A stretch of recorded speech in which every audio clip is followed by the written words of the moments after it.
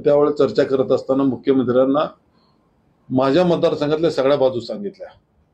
पहिलेपासून जे भाजपमध्ये आहेत, सत्तेत आहेत, त्यांना माझी काय अडचण होती का किंवा त्यांची माझ्या अडचण होती, मुख्यमंत्र्यांनी ते स्वतः आमच्यात लक्ष घातलं पाहिजे की कार्यकर्ता। मुख्यमंत्र्यांनी सांगितलं की माझं सहकार्य राहील, माझा पाठिंबा राहील, आपण कुठल्याही गोष्टीची अडचण आली तर पालकमंत्री सचिन दादा सोडवतील आणि त्याच्या पुढे काय अडचण आली तर मी आहे तुमच्या बरोबर, असं आम्हाला आश्वासन दिलं। आणि इथं काय सुधारण्याचे दिवस काय वाटेना, आम्ही जिथं आहे तिथं अजून आमचं बिघडतच चाललेलं आहे जुन्या पक्षामध्ये, त्यामुळे तिथं काय खरं नाही।